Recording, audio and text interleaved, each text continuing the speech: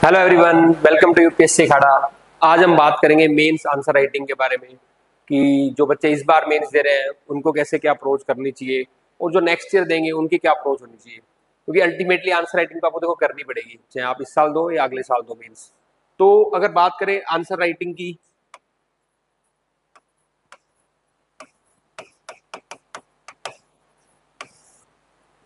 तो पहली बात आती है कंटेंट की कि कितना कंटेंट हो, कब आंसर राइटिंग करेगी, ये सबसे मेन बात होती है। तो देखो, एक रीडिंग तो आपको सब्जेक्ट्स की लगानी चाहिए, बिना रीडिंग के तो आप नहीं कर पाओगे, है ना। तो पहला जो आता है वो आता है आपका नॉलेज एक्यूमुलेशन। तो सबसे पहली स्टेज आपकी पढ़ाई की होती है नॉलेज एक्यूमुलेशन। एक बार तो आप एक्यूमुलेट करोगे, अगर आप सबसे पहले तो 1 2 3 4 जो जीएस के सिलेबस है वो याद करने हैं आपको। वो मेरी हर एक दिन एक वीडियो आती रहेगी, आप देखते रहना भी। तो एक वीडियो आएगी, उसमें आपको जीएस 1 का सिलेबस याद कराऊंगा मैं, फिर जीएस 2 का, फिर जीएस 3 का, जीएस 4 का। सिलेबस याद करने की बहुत ज़्यादा इंपॉर्टेंस है, वो मैं आपको उन्हीं वीडियोज़ में बताऊंगा। तो सबसे पहला तो आपको सिलेबस याद करना है अपने मेंस का। फिर उनके बाद जो टॉपिक्स है, मान लो एथिक्स के टॉपिक्स हैं, जो कीवर्ड्स हैं, है ना, आपके सिक्योरिटी के टॉपिक्स हैं, सोसाइटी के टॉपिक्स, तो इनको एक बार तो आपको गो थ्रू करना पड़ेगा थ्रू सम स्टैंडर्ड बुक्स और नोट्स और वीडियोस। मेंस में मतलब कि प्री में मैं इतना नहीं कहता कि नोट्स बनाओ, लेकिन मेंस पे नोट्स बनाने चाहिए आपको, क्योंकि आपको यहाँ पे क्या करना है, कंसोलिडेट करना है अपने कंटेंट को। तो पहला तो क्या है आपका नॉलेज एक्यूमुलेशन, तो आप नॉलेज को एक बार एक्यूमुलेट करोगे ही करोगे, ठीक है। उसके बाद फिर आप इसको करोगे कंसोलिडेशन, ठीक है। ये साथ साथ भी हो सकता है, आपने पढ़ा कोई नॉलेज का एक चैप्टर पढ़ा, उसके 7 8 पॉइंट इंपॉर्टेंट लिख लिए, तो एक्यूमुलेट करके साथ साथ आपने कंसोलिडेट भी कर लिया, ठीक है। फिर थर्ड जो पार्ट आता है, दैट इज आता है योर नॉलेज एप्लीकेशन।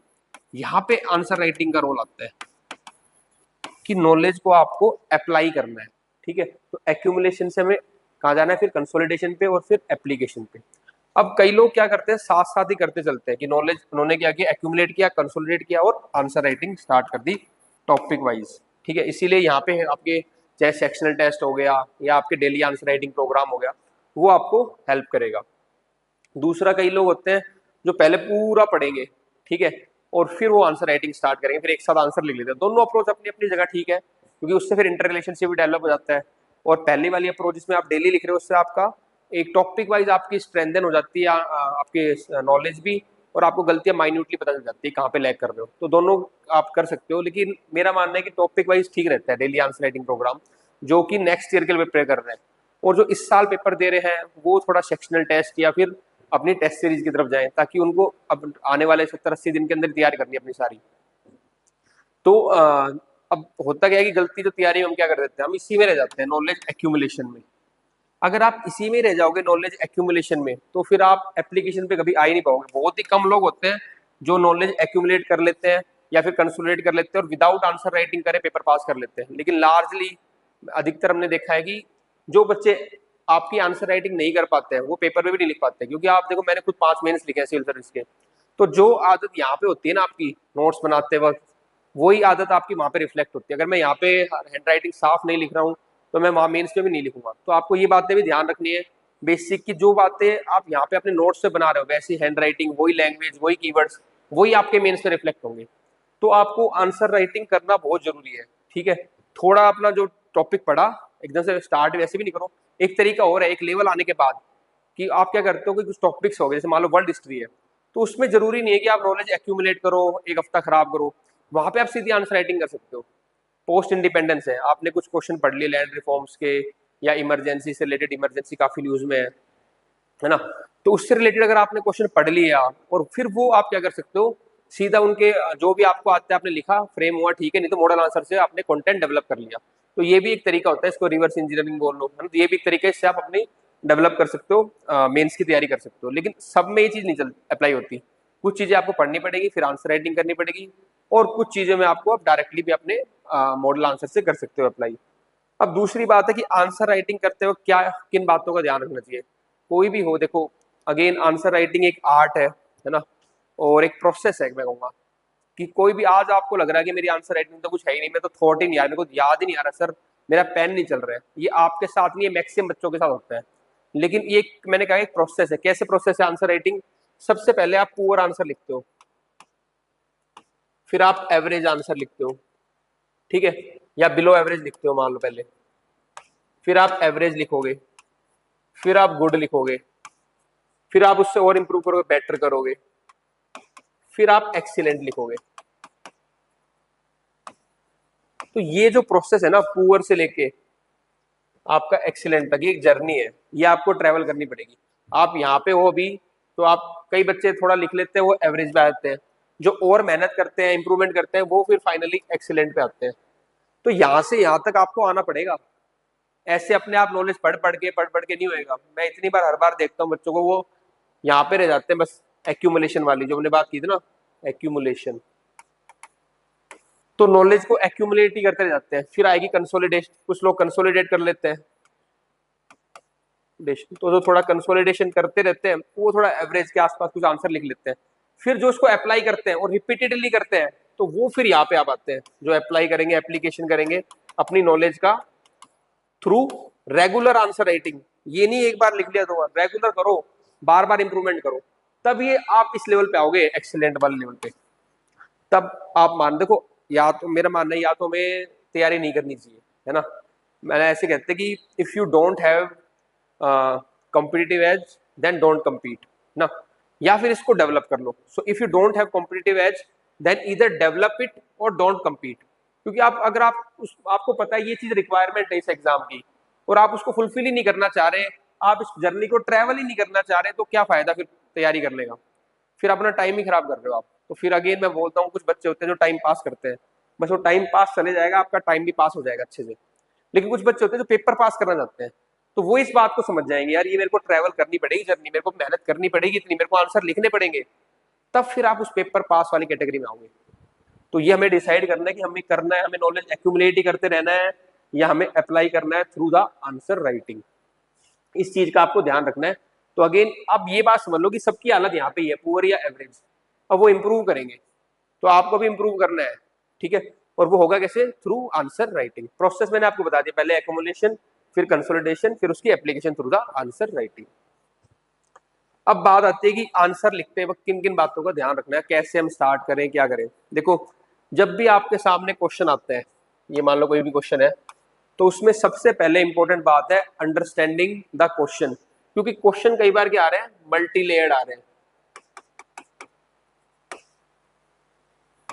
मतलब क्वेश्चन के अंदर क्वेश्चन, दो तीन सब पार्ट्स, उसको समझना, डिकोड करना सबसे इंपॉर्टेंट बात है। क्योंकि अगर आपको एवरेज से ऊपर नंबर चाहिए, अबव एवरेज मार्क्स चाहिए, ठीक है, तो सबसे इंपॉर्टेंट बात जो है आपकी है, वो है आपकी अंडरस्टैंडिंग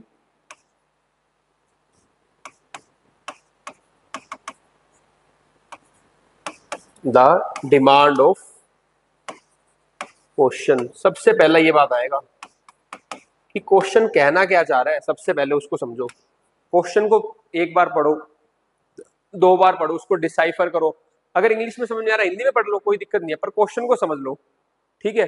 फिर उसके बाद क्या करो, उसके सब कंपोनेंट्स जो है उनको आइडेंटिफाई कर लो।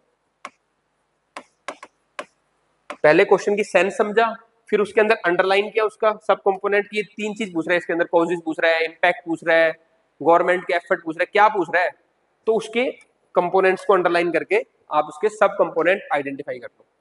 फिर बात आती है आंसर लिखने के ऊपर। तो देखो, आंसर लिखने के लिए आपको जो 10 मार्कर होते हैं ना, वो आपको करने हैं 7 मिनट्स में खत्म। इतनी स्पीड फास्ट होनी चाहिए आपकी। और जो 15 मार्कर क्वेश्चन होते हैं यूपीएससी के अंदर, वो आपको करने हैं 11 मिनट्स के अंदर खत्म। ये स्पीड चाहिए हमें। और ये स्पीड कैसे आएगी? बहुत तेज हाथ से लिखने से स्पीड नहीं होती कभी तेज, आपका हमेशा दिमाग तेज चलता है। जितना तेज आपका दिमाग चलेगा, उतना तो हाथ फिर अपने आप काम करने लग जाएगा। तो आपका दिमाग कैसे काम करेगा तेज? तो सबसे पहले कुछ चीजें आपको याद होनी चाहिए। ये बहुत बड़ी इंपॉर्टेंट चीज है, रट्टा मार जिसको मैं बोलता हूँ ना, रट्टा मार। ये नेगेटिव नहीं है, बहुत पॉजिटिव चीज है रट्टा मार। अगर किसी चीज को आपने याद कर रखा है, मान लो आपको एग्रीकल्चर है, जैसे मैंने एग्रीकल्चर का सिलेबस याद कराऊंगा मैं आपको, तो मैं एग्रीकल्चर में बोलता हूँ भाई, एग्रीकल्चर में फार्मर को डिफरेंट क्रॉपिंग पैटर्न करने के लिए क्या क्या चाहिए उसको फार्मर्स को, तो उसको इरिगेशन चाहिए, उसको ई टेक्नोलॉजी चाहिए, उसको क्या चाहिए, टेक्नोलॉजिकल मिशन चाहिए, उसको गवर्नमेंट से सब्सिडी चाहिए। ये सारे टॉपिक्स आपके सिलेबस में लिखे हुए हैं, क्योंकि मेरे को याद है, इसलिए मैं कोई अगर एग्रीकल्चर से क्वेश्चन आएगा तो मैं इतनी डायमेंशन उसके लिखे आऊंगा। फिर उसके बाद और एडवांस जाऊंगा, मैंने सिलेबस याद कर रखा है, वो मैं आपको भी कराऊंगा ट्रिक्स के थ्रू। फिर उसके बाद अगर उसका जो प्रोड्यूस हो गया उसको क्या करेगा, वो स्टोर करेगा, ठीक है, ट्रांसपोर्ट करेगा और मार्केट करेगा। तो अगेन ट्रांसपोर्ट, स्टोरेज और मार्केटिंग ये भी आपके सिलेबस का पार्ट है। फिर उसके बाद क्या करेगा, वो मार्केट में जाएगा और बेचेगा किसको, गवर्नमेंट को, एमएसपी के ऊपर। तो एमएसपी आपके पेपर 3 का पार्ट है, और गवर्नमेंट उसको क्या खरीदेगी, खरीद लेगी और क्या करेगी, उसको पीडीएस के थ्रू लोगों को बांटेगी, जिससे फूड सिक्योरिटी आएगी। तो पीडीएस भी आपका सिलेबस का पार्ट है और फूड सिक्योरिटी पार्ट है। फिर उसके बाद क्या हुआ, गवर्नमेंट को लग रहा है कि भाई फार्मर की इनकम बढ़ नहीं रही है, तो उनके लिए क्या करो, एनिमल रियरिंग भी स्टार्ट कराओ, और उसके साथ साथ उनकी फूड प्रोसेसिंग भी स्टार्ट करा दो। तो एनिमल रियरिंग और फूड प्रोसेसिंग भी आपके सिलेबस का पार्ट है। फिर लास्ट में गवर्नमेंट को लगा यार अब भी इनका कोई फायदा नहीं हो रहा है फार्मर्स का, तो मेन प्रॉब्लम है इनके पास लैंड ही कम है, तो इसलिए लैंड रिफॉर्म्स लेके आओ। तो ये सारा आपका जो पेपर 3 में एग्रीकल्चर का सिलेबस है वो मैंने आपको याद करके सुना दिया। अब मेरे को अगर सिलेबस याद है इतना, तो मेरे पास 8 से 9 डायमेंशन होगी अगर कोई एग्रीकल्चर का क्वेश्चन आ रहा है तो। ये मैं आपको समझाना चाह रहा हूँ, ऐसे कुछ चीजें याद करो, स्ट्रक्चर बनाओ उनके, ठीक है। ऐसे डिजास्टर का मैंने स्ट्रक्चर बना रखे हैं, हर एक चीज के स्ट्रक्चर बना रखे हैं। कुछ चीजें मान लो टॉपिक्स हैं, उनके 5-7 बातें याद कर रखी है, एनडीएमए की गाइडलाइंस याद कर लो, ठीक है। नक्सलिज्म पे कोई क्वेश्चन आ रहा है उसकी 3 बातें, टेररिज्म पे 3 बातें, साइबर पे 3 बातें, ऐसे 4-4 बातें आपको याद करनी है। तो अगर वो चीजें याद रहेंगी तो क्वेश्चन के अकॉर्डिंग आप उनको सेट कर दोगे, फिर आपका दिमाग तेज चलेगा और आप फास्ट लिख पाओगे। और दूसरा आपका आंसर क्या होगा, स्ट्रक्चर्ड तरीके से होगा। इस पे हमें काम करना है। तो इसके लिए 2 चीज काम आएंगी आपको, रटना और लिखना। तो कुछ चीजें आप समझोगे, उनको अपने दिमाग में बिठाओगे, स्ट्रक्चरिंग बोलते हैं इसको, स्ट्रक्चर कर लो अपने दिमाग में आप, ठीक है। और फिर उसको सीधा आंसर में रेप्लीकेट करो। केवल स्ट्रक्चर करने से ही काम नहीं चलेगा, उसको लिखना पड़ेगा, पेन डाउन करना पड़ेगा कि अच्छा ऐसे क्वेश्चन आएगा तो उसको ऐसे में यूज करूंगा। तो उसके लिए आपको प्रैक्टिस चाहिए, इसलिए आंसर राइटिंग कहते हैं मस्ट है। जो प्रॉपर टॉप आईएएस में आना है आपको ना, तो उसके लिए बहुत जरूरी है आपको आंसर राइटिंग करो, आपके थॉट्स ऑर्गेनाइज हो और आप जो टाइम फ्रेम है उसके अंदर सही आंसर लिख के आ जाओ।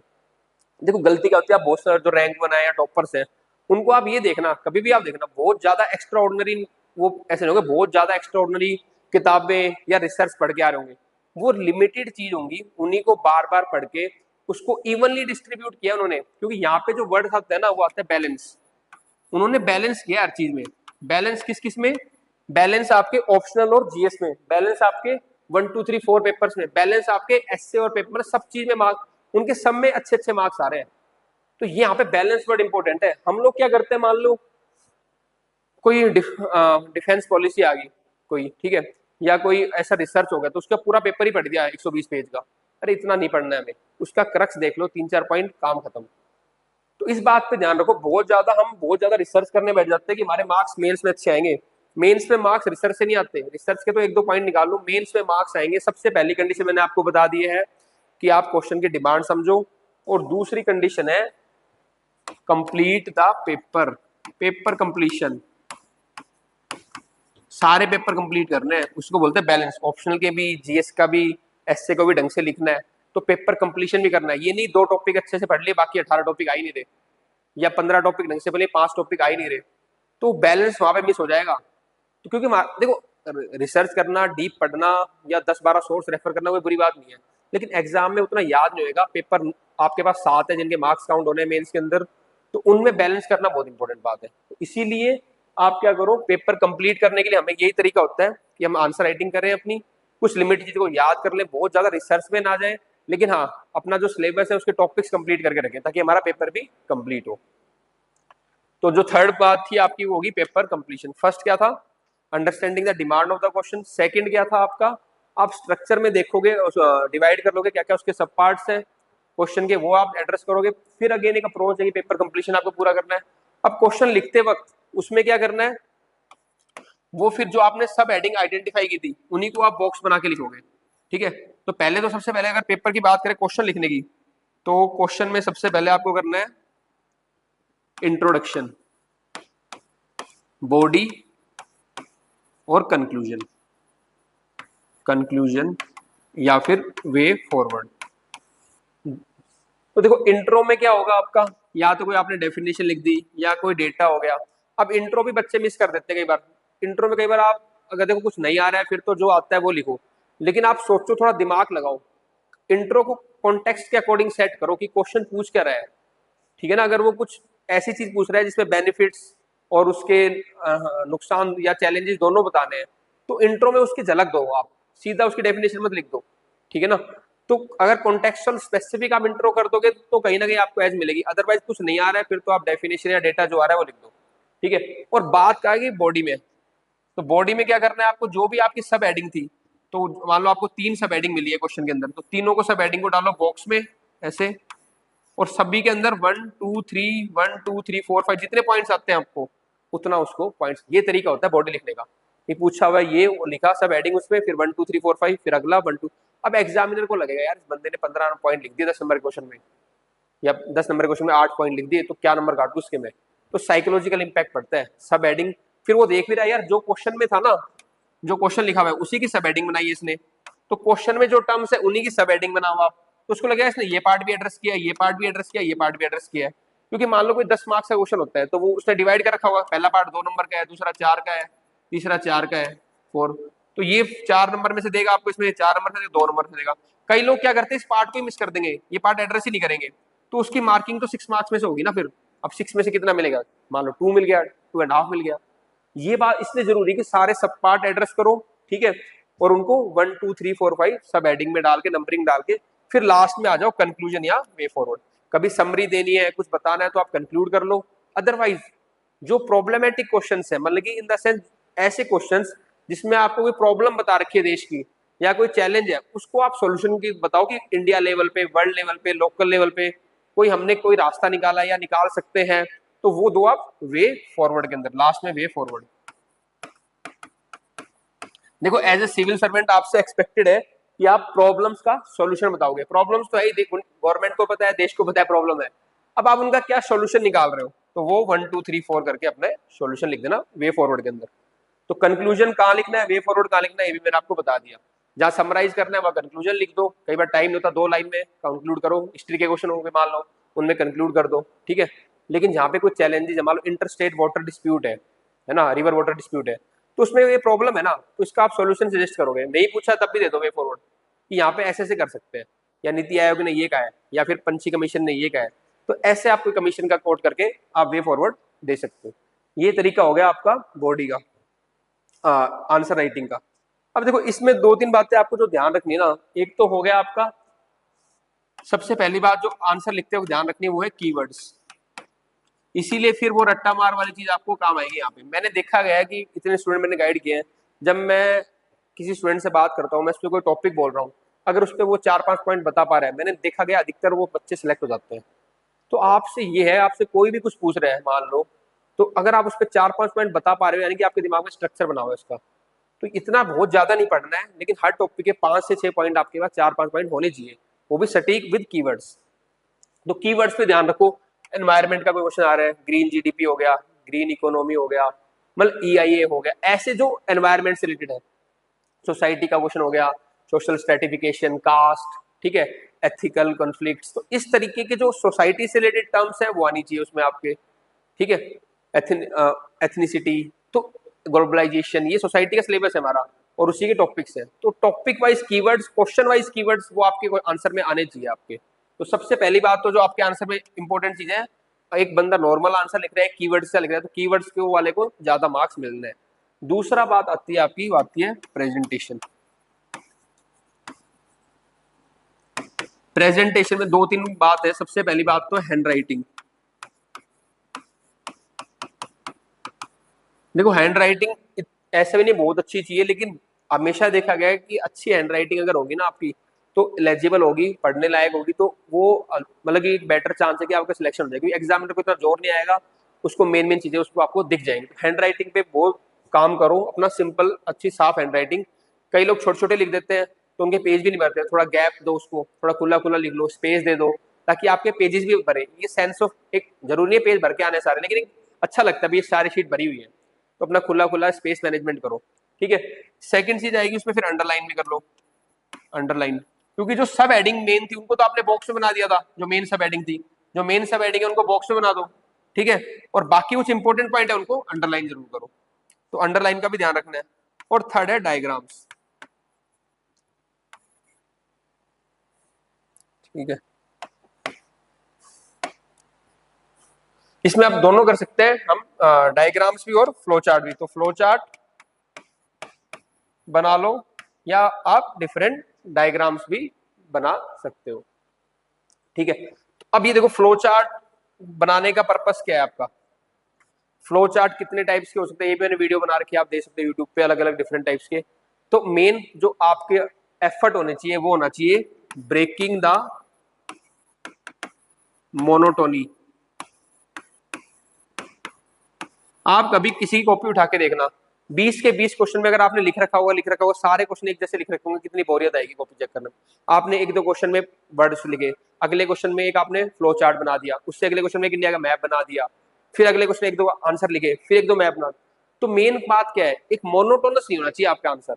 तो ब्रेकिंग द मोनोटोनी, इस बात का आपको ध्यान रखना है कि आपको मोनोटोनी ब्रेक करनी है।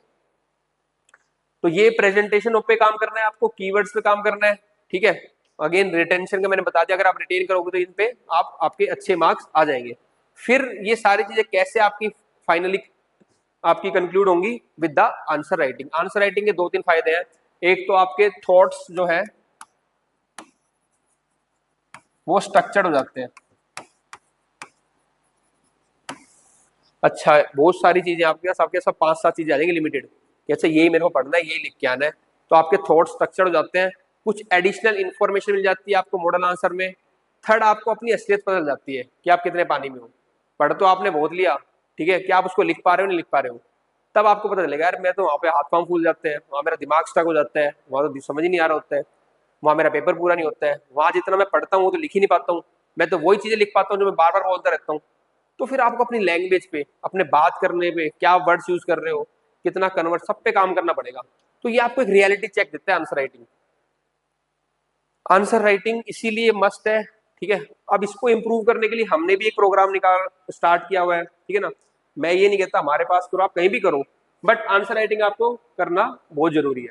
ठीक है, तो ये सबसे पहले जो इस बार बच्चे मेंस लिख रहे हैं उनके लिए टेस्ट सीरीज का प्रोग्राम है हमारा, जो कि आपका मेंस आंसर राइटिंग प्रोग्राम है, और इसमें मेंटरशिप प्रोवाइड करेंगे। इस बार के टॉपर है हमारे जो सिलेक्ट हुए हैं, और ये माधव अग्रवाल जो हमारे टेस्ट सीरीज में मेंस आंसर राइटिंग में थे, उनकी टेस्टिमनी कैसे उनको हेल्प की है, ये टॉपर्स हैं इस बार के। अब बात करें टेस्ट सीरीज में, हम आपको क्या 20 टेस्ट होंगे, अवेलेबल है दोनों ऑनलाइन और ऑफलाइन मोड में। इसमें हम आपको स्ट्रक्चर्ड आंसर राइटिंग प्रोग्राम एक प्रोवाइड कराएंगे, ठीक है, जो कि डेडिकेटेड मेंटर के अंदर होंगे, और सब्जेक्ट स्पेसिफिक मेंटर हम आपको प्रोवाइड कराएंगे। इसके अंदर मान लो सोसाइटी के अलग सर है, एथिक्स के अलग सर है, ताकि आपको वो कीवर्ड्स बता पाए, आपको सब्जेक्ट स्पेसिफिक गलतियां बता पाए। ठीक है, आपकी प्रेजेंटेशन पे काम किया जाएगा कि कैसे आप आंसर में प्रेजेंटेशन कर रहे हो। उसके बाद कंटेंट एनरिचमेंट किया जाएगा जो मॉडल आंसर के थ्रू, ठीक है, जिसमें एग्जांपल्स होंगे, केस स्टडीज होंगे। ये डिफरेंशिएशन बता रखा है कैसे हम डिफरेंट है, कैसे अलग काम कर रहे हैं। पीडीएफ आपको मैं डिस्क्रिप्शन बॉक्स में डाल दूंगा, और यूपीएससी खाना टेलीग्राम चैनल में भी।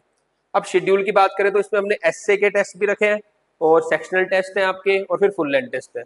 सेक्शनल टेस्ट इसलिए कि आप टॉपिक पढ़ोगे, उनको रिवाइज करोगे, एक रिवीजन आपका हो जाएगा सेक्शनल टेस्ट के साथ, और दूसरा रिवीजन आपका होगा फुल लेंथ टेस्ट के साथ। तो पहला एसए का टेस्ट है, ये डेट्स फ्लेक्सिबल है, जो बाद में ज्वाइन करेंगे उनको भी ये टेस्ट मिलेंगे, उनकी कॉपी वेलवेट होगी। उसके बाद फिर आपको हमने हर पेपर के 3 टेस्ट दिए आपको, सेक्शनल टेस्ट, जीएस 1 के 3, जीएस 2 के 3 टेस्ट, जीएस 3 के 3 टेस्ट, जीएस 4 के 3 टेस्ट, ये 12 सेक्शनल टेस्ट हो गए, 4 एसए के टेस्ट हो गए, और 4 फुल लेंथ, ऐसे 20 टेस्ट चलेंगे आपके।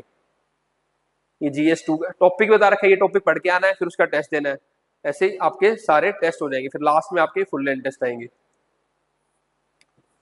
तो ये तो हो गया टेस्ट सीरीज का, जो कि इस बार बच्चे दे रहे हैं, तो मैं उनको कहूंगा कि वो टेस्ट सीरीज करें ज्वाइन, और आंसर राइटिंग अपनी इंप्रूव करें। जो नेक्स्ट टाइम देना चाह रहे हैं, या फिर अपनी आंसर राइटिंग स्किल इंप्रूव करना चाह रहे हैं, उनके लिए है, या अभी भी जो बच्चे इस बार भी दे रहे हैं पर डेली आंसर राइटिंग का प्रोग्राम करना चाहते हैं, तो उनके लिए हम ये लेके आए GS 1 2 3 4 चारों के पेपर के टेस्ट, आपकी आंसर राइटिंग प्रोग्राम, ये हमारा डेली आंसर राइटिंग प्रोग्राम है। जैसे ये GS पेपर 1 का है, डेली आपको 4 क्वेश्चन दिए जाएंगे, 100 क्वेश्चन आपके टोटल कवर हो जाएंगे, क्योंकि 25 डेज का प्रोग्राम है हर पेपर का। अब ये डेट्स भी फ्लेक्सिबल है, ऐसे नहीं आपको लगातार 25 डे उसी डे फॉलो करना है, आप उसको अपने डेट के अकॉर्डिंग 3-4 दिन बाद भी लिख सकते हो, जो अगले साल लिख रहे हैं। बाकी जो इस साल लिख रहे हैं उनको तो मैं कहूंगा ही कि आप जरूरी आप आंसर मतलब कि डेली बेसिस पे फॉलो करो डिसिप्लिन वाइज। तो हम आपको हर पेपर में डेली 4 क्वेश्चन देके 25 दिन तक प्रोग्राम चलेगा एक पेपर का, तो हर पेपर में 100 क्वेश्चन कराएंगे। 4 पेपर में आपके 400 क्वेश्चन हो जाएंगे, यानी कि 400 टॉपिक आपके कवर हो गए। ये देखो आंसर राइटिंग जरूरत क्यों है आपको। पहली बात तो हमें अपना जो कोर टॉपिक है, स्टैटिक टॉपिक है, उससे भी क्वेश्चन आते हैं और करंट अफेयर से, क्योंकि हम अब हमारी जो टेस्ट सीरीज में आप देखोगे कि हमने करंट अफेयर से रिलेटेड टॉपिक भी डाले हैं और कोर जो टॉपिक है उससे भी डाले हैं। तो आपके दोनों स्टैटिक और करंट अफेयर आपका कंप्लीट हो जाएगा, रिवाइज हो जाएगा थ्रू द टेस्ट सीरीज। ठीक है। Many a times a single question itself of GS1 UPSC tries to link the current affair issue with their traditional concepts. तो ये सब चीजों को हमने ध्यान रखा है कि कैसे हमें टेस्ट सीरीज डिजाइन, हमने उसी तरीके से डिजाइन किया है कि जो करंट में चल रहा है उसको स्टैटिक से लिंक करके आपके क्वेश्चन बनाए हुए हैं। फिर इंटरलिंकिंग होती है क्वेश्चंस के अंदर, इसलिए उसको पढ़ोगे लिखोगे तभी आप उसमें समझ में आएगा कि क्या हमें आंसर लिखना है। फिर देखो ये कैसे आपको फीडबैक मिलेगा, ये आपको पीडीएफ प्रोवाइड करा दूंगा मैं। ये शेड्यूल है, जैसे मान लो डे 1 में हमने कल्चर के पोर्शन रखे हैं, डे 2 डे 3 कल्चर है, फिर मॉडर्न हिस्ट्री है, ठीक है, फिर आपका पोस्ट इंडिपेंडेंस है, फिर वर्ल्ड हिस्ट्री है, फिर इंडियन सोसाइटी के टॉपिक्स आ जाएंगे आपके। तो ये GS1 के आपके 25 डेज को हमने डिवाइड कर रखा है ऐसे, ठीक है। फिर ऐसे ज्योग्राफी के टॉपिक्स आ गए और फिर आपका खत्म हो जाएगा GS1 का पार्ट। ऐसे ही GS2 में अगर आप देखोगे तो ये GS2 का सिलेबस है आपका, इसको भी 25 डेज में डिवाइड कर रखे, डेली 4 क्वेश्चन मिलेंगे आपको। तो उस तरीके से आप इसके भी 100 टॉपिक्स कवर कर लोगे। इसमें एक दो हमने ये भी कर रखा है, डे 1 में आपका ये टॉपिक है, डे 2 में टॉपिक दे रखा है, इधर हमने आपको कुछ कोर्ट्स दे रखे हैं, कुछ सुप्रीम कोर्ट के जजमेंट दे रखे हैं, ताकि सिलेबस में आप डेली कुछ ना कुछ चीजें याद करते रहो और इनको आप अपने आंसर्स में यूज करो। तो ऐसे 25 डेज का GS2 का प्रोग्राम है। ऐसे ही फिर GS3 है और GS4 है, ये शेड्यूल अगेन मैं आपको प्रोवाइड करा दूंगा। तो देखो GS4 का अगर आपको देखना हो तो ये GS4 का शेड्यूल है। तो इसमें भी आप देखोगे तो हमने डे 1 पे आपको, एक सेकंड,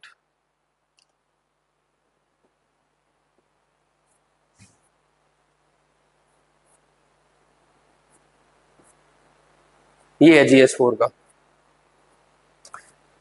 तो इसमें भी डेली आपको 4 क्वेश्चन मिलेंगे और 25 डेज तो ये भी चलेगा प्रोग्राम। आप ऐसे भी हो सकते हैं कि 2 दिन के क्वेश्चन एक साथ लिख सकते हो, या 2 दिन 3 दिन बाद एक क्वेश्चन, वो फ्लेक्सिबल है आपके लिए। तो जैसे डे 1 का ये टॉपिक्स है आपके, फिर हमने एक कोड दे दी इसके साथ, फिर डे 2 का एक टॉपिक, ये टॉपिक्स आपको पढ़ने हैं और ये कोड दे दी हमने। कोड आपको सिलेबस के साथ ही दे रखी है ताकि आप शेड्यूल के साथ ही है, ताकि कुछ तो कोड्स आप याद कर लो, उनको एग्जाम में यूज करो।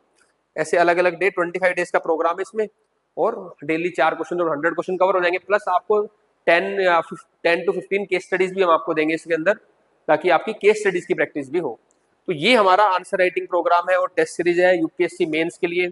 आप इसको ज्वाइन कर सकते हो यूपीएससी अखाड़ा ऐप के ऊपर, या फिर अगर आपको और कोई भी कुछ क्वेरी है, कुछ पूछना है, तो नंबर दे रखा है, उस पर आप बात कर सकते हो। ये देखो यूपीएससी अखाड़ा ऐप है, आप ऐप स्टोर पे भी डाउनलोड कर सकते हो और गूगल प्ले पे। ऐप स्टोर पे आएगी माई इंस्टीट्यूट के नाम से, है ना। और फिर भी अगर कोई दिक्कत आती है, कुछ पूछना है आपको, तो आप कॉल कर सकते हो।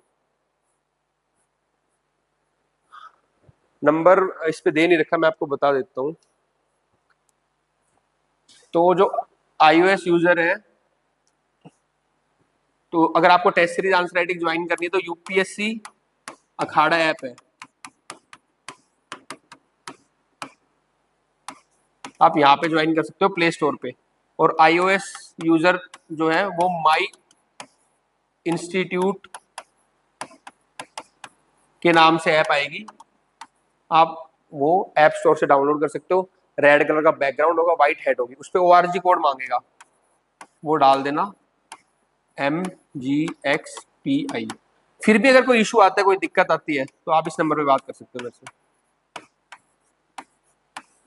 9310521990।